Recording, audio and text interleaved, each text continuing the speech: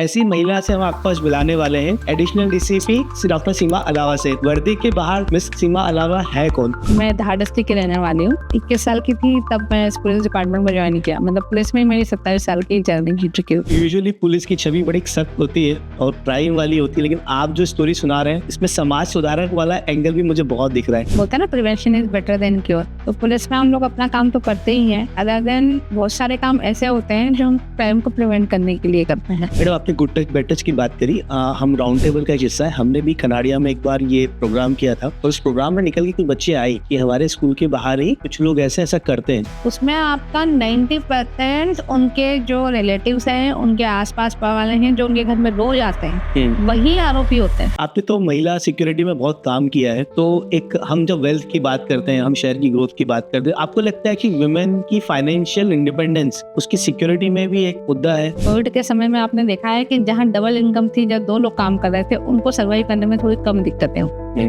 Single parent जो single income वाले लोग थे, उनको थोड़ी ज्यादा दिक्कत हुई है। तो जो लोग आपको देख रहे हैं, जो टियर 2 टियर 3 गाँव में है, आप उनको क्या मैसेज देना चाहेंगे कि कुछ बहुत बड़ा करने के बजाय छोटे छोटे से करके भी आगे बढ़ा जा सकता है? आपको सबसे पहले पहला कदम उठाना पड़ेगा। अब एज ए एडिशनल डीसीपी मैं आपसे पूछता हूँ, शहर बढ़ रहा है, इंदौर शहर कितना सुरक्षित और कितना आगे जाएगा? आपके क्या थॉट्स हैं इंदौर को लेकर? हमारे सराफा में रात को 2:30-3 बजे महिलाएं आके थके जाती हैं, तो मुझे कहीं से कहीं तक नहीं लगता महिलाओं के लिए कोई इशू है हमारे इंदौर में। तो मुझे सेफ है हमारा इंदौर। भारत सिर्फ एक देश नहीं, एक विचार है, जहाँ हर शहर, हर गली और हर मोहल्ले में हर शख्स एक नई कहानी लिख रहा है। और इन किरदारों में, इन कहानी के किरदारों में एक ऐसी महिला से हम आपको आज बुलाने वाले हैं, जिन्होंने ना सिर्फ पुलिस की वर्दी में काम किया है, बल्कि समाज को सुधारना और एक प्रेरक कलाकार के रूप में भी काम किया है। तो मैं आपको आज मिला रहा हूँ madam, additional DCP Shri doctor Seema Alawa से। Madam, thank you very much for coming here. और हम आज से आप जानना चाहेंगे कि वर्दी के बाहर मिस सीमा अलावा है कौन? छोटा सा परिचय मेरा, आप लोग को बहुत ज़्यादा बता दिया। मैं धारदस्ती की रहने वाली हूँ। 21 साल की थी तब मैं इस पुलिस डिपार्टमेंट में ज्वाइन किया। मतलब पुलिस में मेरी 27 साल की जर्नी की चुकी हूँ। नो डाउट पुलिस का काम बोलते हैं ना, prevention is better than cure. तो पुलिस में हम लोग अपना काम तो करते ही हैं, अदर देन बहुत सारे काम ऐसे होते हैं जो हम क्राइम को प्रिवेंट करने के लिए करते हैं। तो इसी के चलते बहुत सारे अवेयरनेस प्रोग्राम है, ट्रैफिकिंग को लेकर अवेयरनेस प्रोग्राम है, महिला क्राइम को लेके, वुमेन क्राइमिनस वुमेन को लेके आपको कैसे है ना काम करना है, क्या क्या प्रिकॉशन रखना है, गुड टच बैड टच, ऐसे बहुत सारे अवेयरनेस के कार्यक्रम थे जो हम लोगों ने किए हैं। जो कि हमको लगता है कि सोसाइटी में जब तक अवेयरनेस नहीं आएगी, जब तक एक होता है लिटरेसी नहीं आएगी, तब तक ये क्राइम खत्म नहीं हो सकता। तो हमने इसके लिए हमने थोड़ी सी कोशिश की है। मैं जैसे अलीराजपुर डिस्ट्रिक्ट में रही, जब अलीराजपुर रही, वहाँ डायन प्रथा चलता था, है ना। तो जब किसी महिला के साथ क्राइम हो गया, फिर तो हमारे पास कुछ बचा ही नहीं करने के लिए, सिर्फ हमको है ना उसको गिरफ्तार करके जेल भेजना है। लेकिन वो क्राइम ना हो, उसके लिए अवेयरनेस के लिए क्या क्या कर सकते हैं, तो वो हमने अपने जीवन में थोड़ा सा प्रयास किया। और मेरा थोड़ा सा इंटर रहा कि आप प्रिवेंशन पे हमने थोड़ा सा ज़्यादा काम किया। तो इसके लिए हमने डॉक्यूमेंट्रीज भी बनाई। वो चीज़ें हम लेके आए जिनके कारण से किसी महिला को डायन घोषित कर दिया जाता था। अब उनको उन्हीं की भाषा में समझाने के लिए, क्योंकि हमारी थोड़ा सा लैंग्वेज का इशू था, तो इसलिए फिर हमने उन्हीं की भाषा में कोई डॉक्यूमेंट्रीज बनवाई। हमने वहाँ के जो जनप्रतिनिधि थे, हमने उनसे संपर्क किया, उनको उनकी भाषा में समझाने की कोशिश की। क्योंकि बहुत सारी ऐसी चीज़ें ना कि पुलिस बोलती है तो पुलिस का बोलने का इतना इम्पैक्ट नहीं हुआ, लेकिन आपकी सोसाइटी का कोई लीडर जब आपसे बात करता है और उस मुद्दे पर कोई बात करता है, तो मुझे लगता है कि वो ज़्यादा इफेक्टिव होता है। इवन कुछ चीज़ें ऐसी है ना, जैसे किसी के दांत बाहर आ गए, किसी की है ना जमीन में कुछ फसल अच्छी नहीं हुई, ठीक है, किसी के पड़ोस में कोई बच्चा बार बार खत्म हो गया, किसी के यहाँ बच्चे नहीं हो रहे, ऐसे छोटे छोटे प्रॉब्लम को लेके है ना इशूज है। तो उसके लिए हमने वेटनरी डॉक्टर से लेकर आपका कृषि वैज्ञानिक से लेकर हमने सारे लोगों से बात करके इनके पीछे क्या कारण होते हैं वो हमने थोड़ा सोसाइटी को बताने की कोशिश की। ऐसे करके हमने थोड़ा सा अवेयरनेस के प्रोग्राम चलाया है। मैम, यूजुअली पुलिस की छवि बड़ी सख्त होती है और क्राइम वाली होती है, लेकिन आप जो स्टोरी सुना रहे हैं इसमें समाज सुधारक वाला एंगल भी मुझे बहुत दिख रहा है। आपने ह्यूमन ट्रैफिकिंग पे काफ़ी काम किया है, विचक्राफ्ट मतलब डायन प्रथा पे काम किया है। आज भी ऐसा टियर 1 सिटी टियर 2 पता नहीं लगता है, आज भी ये सब चलता है? हाँ, ये एक्चुअली पहले तो इतना नहीं था, लेकिन जावा लिहाज पे जब मुझे पता नहीं था, लेकिन जब मेरी वहाँ पोस्टिंग हुई, जब हमारे पास क्राइम हुआ, जब हमारे पास कंप्लेंट्स आई, तब हमको मालूम पड़ा कि अरे ये काम भी है। आप जैसे ट्रैफिकिंग की बात करते हो, जी। ये जनरली ऊपर ऊपर दिखता नहीं है ना? लेकिन ये होता है। लेकिन जब क्या होता है कि इनके लिए थोड़ा-सा आपको इतना विज़ुअल भी होना पड़ेगा। जब आप इन चीज़ों के बारे में बात करोगे, मैं बोल रही हूँ जैसे अब ट्रैफिकिंग की बात करते हैं हम, जैसे हमारे अलीराजपुर का मैंने चाइल्ड ट्रैफिकिंग हमने केस किया था, काफ़ी बड़ा क्राइम था वो। मतलब इतने छोटे डिस्ट्रिक्ट्स में वो बहुत इतने आसानी से इतने समय से चल रहा था। लेकिन जब तक लोग ट्रैफिकिंग के बारे में समझेंगे नहीं, जानेंगे नहीं, तब तक उनको पता ही नहीं पड़ेगा कि ये भी क्राइम है। हम्म, हम कोई बच्चा गोद लेते हैं, ठीक है? बच्चा गोद लेना डिफरेंट चीज़ है कि हमने अपनी कारागृह में कोई बच्चा गोद लिया। लेकिन वही बच्चा जब कोई खरीद के ले आता है, तो बेसिकली वो हो जाता है क्राइम। जब तक हम दोनों को चीज़ों का हमको डिफरेंस ही नहीं पता, तब तक हम कैसे मानेंगे कि हम उस क्राइम का हिस्सा भी हो गए? चलो हम हिस्सा नहीं हुए, हमारे आस-पड़ोस में भी हो रहा है तो हम उसकी कंप्लेंट नहीं कर पाएँगे। इसलिए कोई भी ऐसी चीज़ होती है, जब तक हम इसकी अवेयरनेस नहीं फैलाएँगे, तब तक है ना ये चीज़ नहीं हो सकती। जैसे दहेज प्रथा की बात करते जी। हैं, है ना? पहले बहुत आराम से है ना लड़की को, वधू को कुछ सामान दे के विदा कर दिया जाता था, है ना? वो रीत थी, रिवाज था, कभी कोई समस्या नहीं। लेकिन जब इसको धीरे-धीरे मैंडेट किया और जब ये दहेज प्रथा का रूप लेके आया, तब धीरे-धीरे फिर इसमें कानून बना, है ना? लड़कियों में अवेयरनेस आई। आज आप किसी के घर में आप है ना कभी कोई दहेज का माँग करके देखो, नहीं वो लड़कियाँ इतनी अवेयर है कि खुद ही कंप्लेन कर देगी, किसी दूसरे की ज़रूरत ही नहीं पड़ेगी। तो इसलिए हम जब भी हम नए कानून की बात करते हैं, हम किसी भी क्राइम की बात करते हैं, ये अवेयरनेस आना सोसाइटी में बहुत ज़रूरी है। उनको पता होना चाहिए कि ये जो हो रहा है ये क्राइम है। जैसे छोटी बच्चियाँ हैं, है ना? जैसे हम गुड टच, बैड टच को लेके हमने बहुत अवेयरनेस किया। ऐसा नहीं कि हमने किया, ये हमारे पुलिस ने किया, ये महिला बाल विकास का भी एक इवेंट है, वो लोग भी ये लोग करते हैं, घर-घर जाते हैं।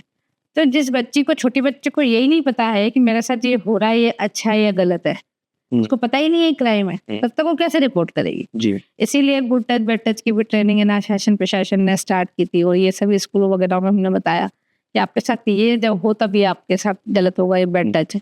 ये है ना थोड़ा-सा एक एजुकेशन बच्चियों को देने की कोशिश की है ताकि ये चाइल्ड क्राइम कम हो। मैडम आपने गुड टच बैड टच की बात करी, हम राउंड टेबल का एक हिस्सा है, हमने भी कनाडिया में एक बार ये प्रोग्राम किया था और उस प्रोग्राम में निकल के कुछ बच्चे आई कि हमारे स्कूल के बाहर ही कुछ लोग ऐसा ऐसा करते हैं। लेकिन मैं बहुत प्रैक्टिकल एक्सपीरियंस बता रहा हूँ, हमें पता चलने के बाद में भी जिन लोगों के नाम सामने आते हैं तो वो किसी कारण से हम उसको तभी सॉल्व नहीं कर पाए। ऐसे केस में क्या करना चाहिए?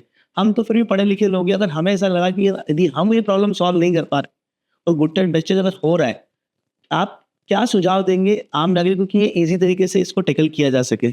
अब जो ये आपके क्राइम की बात करती हूँ, जितनी बच्चों के साथ जो घटनाएँ होती हैं, छोटे बच्चों के साथ, उसमें आपका 90% उनके जो रिलेटिव्स हैं, उनके आस-पास वाले हैं, जो उनके घर में रोज़ आते हैं, वही आरोपी होते हैं, है ना? उस बच्ची को तो पता है ये आता है, ये हमारे घर में आते हैं, खाना खाते हैं, मेरे मामा हैं, चाचा हैं, पापा हैं। ये अगर हमारे साथ कुछ कर रहे हैं तो कुछ गलत नहीं होगा, है ना? तो वो ना अपने मदर फादर को बता पाती है और ना कुछ हो पाता है।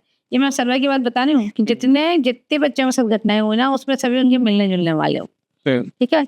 तो सबसे बड़ी चीज़ है, मैं सोसाइटी को भी बोलूँगी, पेरेंट्स को भी बोलूँगी, सबसे पहला भरोसा आप अपने बच्चे पे करो। अगर आपको इतनी से भी है ना चीज़ अगर कुछ बोल रहा है ना? तो वो आप उस पे भरोसा करके उसको मानो। और नंबर 1 चीज़ कि हमको ये नहीं पता कि सामने वाले के मन में क्या है ना? हम घर से बाहर जा रहे हैं, हमारे बच्चे घर में अकेले हैं, तो हम रोक नहीं सकते, हम अपने बच्चों को एजुकेट तो कर सकते हैं कि ये कम से कम कुछ हो तो कम से कम वो बताएँ और कुछ हो तो उनको क्या करना है ना? पता चला उनका शोषण हुए जा रहा है और उनको पता नहीं है। ऐसे बहुत सारे केसेस होते हैं, जनरली बड़ी सोसाइटी में इतना मालूम नहीं पड़ता, लेकिन छोटी-छोटी जगह जब किसी बच्चियों के साथ कुछ होता है, जब बड़ी कोई घटना हो जाती है, तो वो सामने आती है। तो थोड़ा-सा इस पे अगर अवेयरनेस रखेंगे, तो 100% हम इसमें सफलता प्राप्त गाँव में मैडम जहाँ पर इतना एजुकेशन नहीं है और एक कास्टिज़्म वाली प्रथा भी है, तो आने में घबराते हैं। अगर ये वीडियो उन महिलाओं तक कभी पहुँच गया या उन बच्चों तक पहुँच भी गया, सबसे ईज़ी तरीका क्या है इसको आप तक पहुँचने का? सबसे ईज़ी किसी भी व्यक्ति के लिए, पूरे ना सब जगह लागू है। पूरे मध्य प्रदेश में आपका 100 डायल्स की फैसिलिटी, मोबाइल आपके हर गाँव में। कोई भी छोटी-सी बात होती हो, आपको अगर पुलिस की ज़रूरत है, आप बिना दिमाग लगाए 100 नंबर दबा दो। बोले आप जहाँ हो वहीं खड़ी होके वहीं पुलिस आपके पास हो सकता है 5 मिनट में ना आए, 10 मिनट में आएगी, 15 मिनट में आएगी, लेकिन आएगी ज़रूर आपके पास, इसकी गारंटी मेरी, है ना? तो जब भी आपको रिस्पॉन्स मिले पुलिस आपके पास आएगी, अपनी बात बहुत अपनी आराम से बता सकते हो।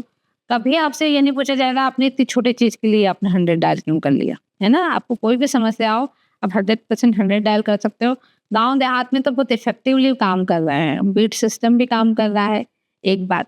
नंबर दूसरी चीज़, कोई ज़रूरी नहीं है कि आपके पास सिर्फ पुलिस ही है, है ना? हम्म। आपके पास आंगनवाड़ी कार्यकर्ता है, आपके पास आशा कार्यकर्ता है, आपके गांव में आपके टीचर हैं, आपके गांव में आपका पोस्ट ऑफिस है, आपके यहाँ कोई भी गवर्नमेंट कर्मचारी अगर आप किसी को भी बताएंगे, और मैं बोल रहा हूँ ना, जैसे आप छोटे जो ट्राइबल डिस्ट्रिक्ट में है, इसमें पंचायत हो गई हैं, तो उसमें ना आपके जो छोटे छोटे विवादों में सॉल्यूशन के लिए उसी पंचायत को अधिकार दे दिए गए हैं। तो बेसिकली एक समिति बनी हुई है एक एक्ट के तहत, उसके अंदर ये छोटे मोटे विवाद वहीं निपटाए जा सकते हैं। तो अगर किसी बच्चे के साथ कुछ होता है, तो अगर आप उनको बोलेंगे तुरंत आपको थाने लाके वो खुद ही जाके रिपोर्ट करा देंगे। आपने तो महिला सिक्योरिटी में बहुत काम किया है, तो एक हम जब वेल्थ की बात करते हैं, हम शहर की ग्रोथ की बात करते हैं, आपको लगता है कि वुमेन की फाइनेंशियल इंडिपेंडेंस उसकी सिक्योरिटी में भी एक मुद्दा है? ये तो मैं मानती हूँ कि है ना, महिलाओं की वेल्थ है ना, पहले की बात अलग थी, लेकिन आजकल जो हमारी बच्चियां पढ़ाई लिखाई कर रही हैं, इतना पढ़ लिख के जब आती हैं, है ना, और सिर्फ उनका ये पर्पस नहीं होता है पढ़ाई का कि उनको सिर्फ कमाना ही है, ठीक है। पढ़ाई का पर्पस अपने आप को एक बहुत अच्छा सक्षम इंसान बनाना भी होता है। हमको सही बुरे की समझ होती है, हम दुनिया देखते हैं, और मुझे लगता है फाइनेंशियल इंडिपेंडेंस होना इसलिए भी जरूरी है कि हमने कोविड का समय देखा है जी। ठीक है। कोविड के समय में आपने देखा है कि जहाँ डबल इनकम थी, जब 2 लोग काम कर रहे थे, उनको सर्वाइव करने में थोड़ी कम दिक्कतें हुई। सिंगल पेरेंट जो सिंगल इनकम वाले लोग थे, उनको थोड़ी ज़्यादा दिक्कत हुई, एक बात। नंबर दूसरी चीज़ कि सिर्फ फाइनेंशियली इंडिपेंडेंस होना सिर्फ एक घर चलाने के लिए ही नहीं होता, वो आप में अंदर आपका कॉन्फिडेंस बिल्ड करने के लिए भी जरूरी होता है, ठीक है। तो मैं तो जितनी महिलाएं, जितने बच्चियों को, सबको बोलना चाहूँगी कि आप फाइनेंशियल इंडिपेंडेंस अगर पूरी नहीं ले सकते, लेकिन कम से कम खुद के लिए कुछ न कुछ काम जरूर करना चाहिए, ठीक है। आप अगर कोई शौक हो, आप कोई पेंटिंग बनाते हो, आप कोई बुटीक चलाते हो, आप कोई बेकरी का काम करते हो, है ना, कुछ नहीं, आजकल शेयर मार्केट का काम भी बहुत होता है, ठीक है, फाइनेंशियल एडवाइस का काम भी बहुत होता है, LIC का एजेंट आप घर बैठे कर सकते हो, है ना। तो ऐसे बहुत सारी चीजें जो आप घर बैठ के भी कर सकते हो।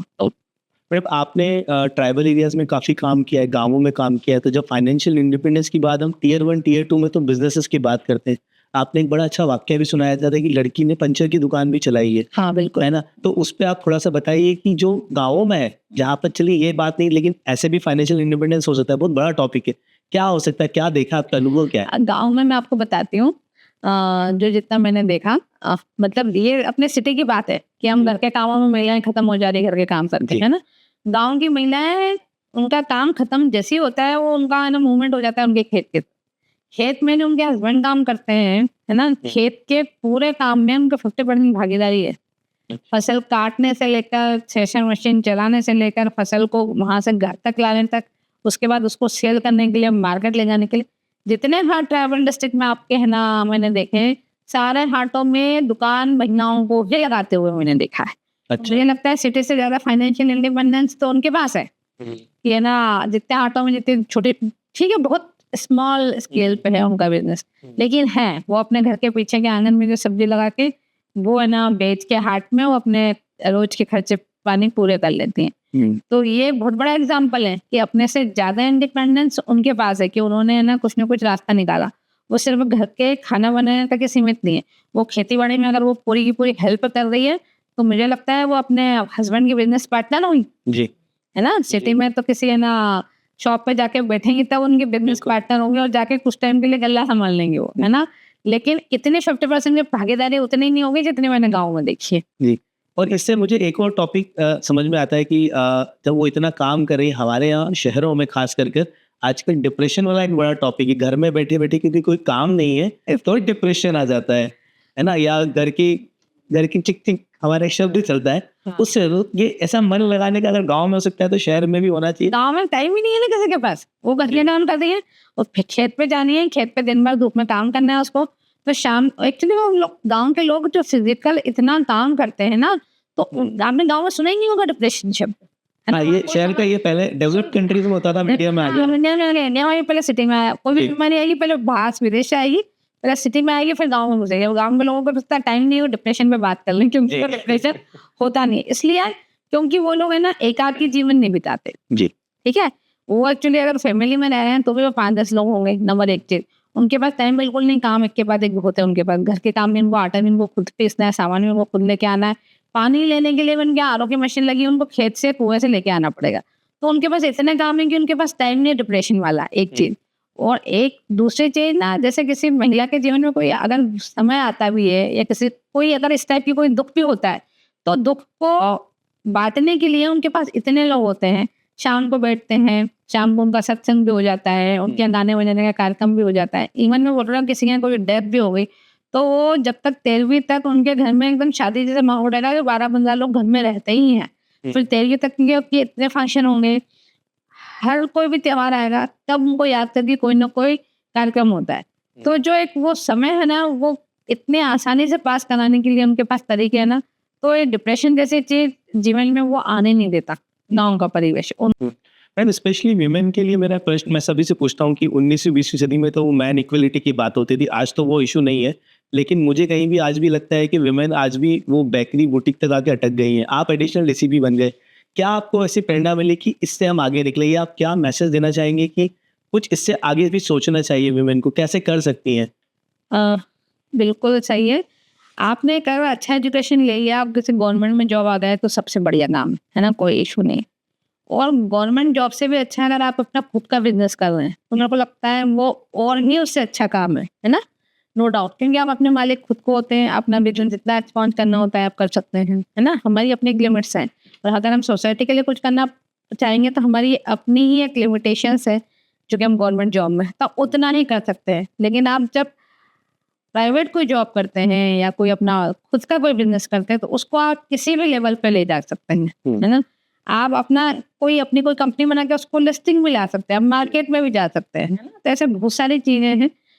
महिलाओं को तो मैं बोलना चाहूंगी कि कोई जरूरी नहीं है बुटीक और ना बेकरी, नो डाउट ये भी बहुत अच्छा बिजनेस है, अच्छे बस चलना चाहिए। लेकिन आजकल हर व्यक्ति है ना ब्यूटी पार्लर, बुटीक और बेकरी, ये 3 चीजें हैं। अदर देन इसके अलावा बहुत सारी चीजें हैं सोसाइटी में जिसमें हम काम कर सकते हैं। अब कोई भी बिजनेस आज के तारीख में ऐसा नहीं रहा जो ये बोलेंगे कि ये पुरुष कर सकते हैं, महिलाएं नहीं कर सकती। तो हर व्यक्ति के अंदर कोई ना कोई एक ऐसी चीज होती है दिल के किसी कोने में जो उसको बहुत पसंद होती है, जिसको करके उसको अच्छा लगता है। कुछ लोगों को खाना बना के अच्छा लगता है ना। जो खाना बना के अच्छा लगता है उनको मैं बिल्कुल आप किसी रेस्टोरेंट या कुछ इस टाइप वाले बिजनेस में जा सकते हैं। किसी को इंटीरियर का शौक हो, किसी को घर बहुत अच्छा रखने का शौक हो, है ना, किसी को है ना हॉस्पिटलिटी करने का अच्छा शौक हो, तो आप इस हिसाब से अपना बिजनेस खुद चूज कर सकते हैं।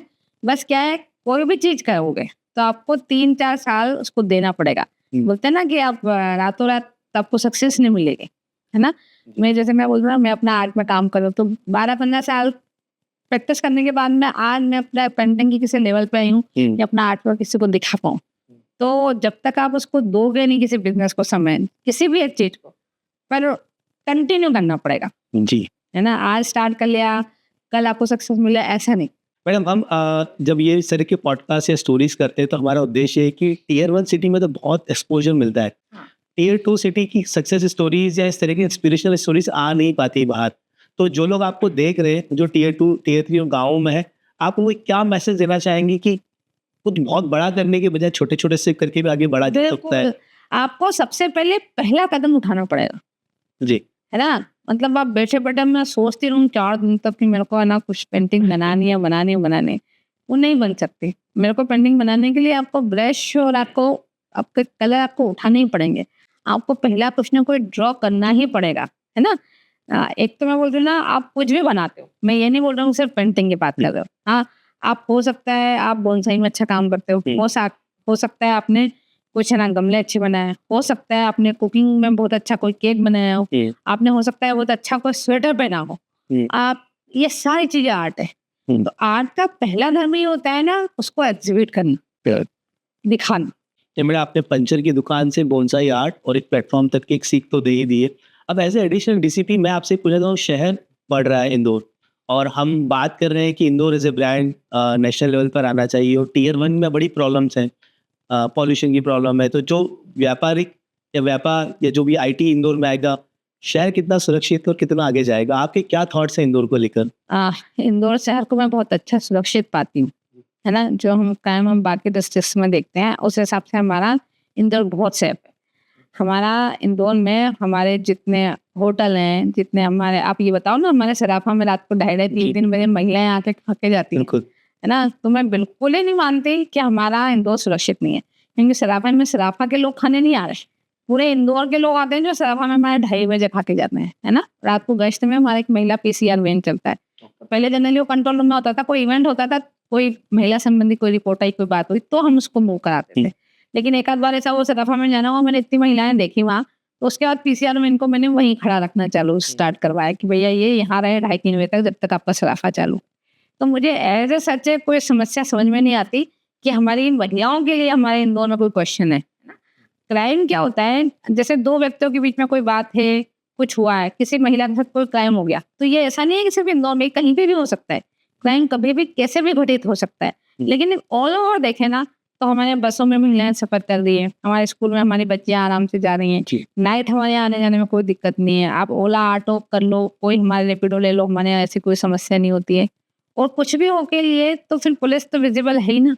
आप चाहे 30 बस मना लो, जितने हमारे पुरुष मना रहे उतनी हमारी महिलाएं भी मना रही है। हमारे जितने इवेंट होते हैं उसमें मुझे लगता है पुरुषों से ज्यादा हमारी इंदौर की महिलाएं ना पार्टिसिपेट करती है। तो मुझे कहीं से कहीं तक नहीं लगता महिलाओं के लिए कोई इशू है हमारे इंदौर में। तो मुझे लगता सेफ है हमारा इंदौर। जी मैडम, एक लास्ट आपने स्पिरिचुअलिटी की भी बात करी थी, तो एक मैसेज आप यूथ को क्या देना चाहेंगे? यूथ यूजुअली स्पिरिचुअलिटी से दूर है, उतना आज शायद हमारे घर में पूजा पाठ भी नहीं होता जितना पुराने जमाने हमारे मम्मी पापा करते थे। फिर भी एक मैसेज आप यूथ के लिए देना चाहेंगे स्पिरिचुअल से रिलेटेड, क्या समझाना चाहे कुछ? बिल्कुल, कि मैं सबको बोलना चाहूंगी, देखो एक चीज होती है ना कि हमारी जब तक किसी चीज में आस्था नहीं होगी, इतनी बड़ी सृष्टि चल रही है, कोई ना कोई तो सृष्टि को चला रहा है ना। सुबह भी हो रही है, टाइम पे रात भी हो रही है, पानी भी गिर रहा है, अनाज भी जमीन में से उग रहा है, एक मैकेनिज्म है ना। अगर हम चलो किसी ईश्वर को हमारे आस्था नहीं, किसी मूर्ति में हमारी आस्था नहीं है, किसी उसमें आस्था नहीं, तो हमें प्रकृति में तो आस्था है ना जी। जो हमारे ट्रैवल्स हैं प्रकृति की पूजा करते हैं वो लोग, है ना। और सूरज चांद की हम यहाँ पूजा होती है कायदे से, है ना। तो उस प्रकृति में तो आपकी आस्था रख सकते हो। तो वो शक्ति जो आपको सर्वाइव करा रही है, जो आपको चला रही है, जो शक्ति है ना, जिसको आप ईश्वर बोलो, चाहे उसको आप भगवान बोलो, चाहे गॉड बोलो, अल्लाह बोलो, कुछ भी बोलो। मैं बोलो ना, आप कुछ नहीं बोलो तो उस पावर को मानो, उस सूरज की पूजा कर लो। मैं तो बोलो सुबह उठ के एक सूर्य नमस्कार लगा लो, सुबह को एक सूर्य को अगर आप जल ही अर्पित कर दो, उसी को सृष्टि मान लो, तो मैं आपको 100% बोलूँ, आपको कोई ना कोई, आप जिस भी गुरु को मानते हो वो आपको रास्ता जरूर दिखाएंगे। ठीक है सीमा मैडम, आपकी पॉजिटिव एनर्जी से मुझे बहुत अच्छा लगा, और आपकी जो सीख है मुझे लगता है बहुत दूर तक जाएगी। आपने हमें समय दिया उसके लिए बहुत, मुझे बात करके अच्छा लगा। Thank you so much. Thank you.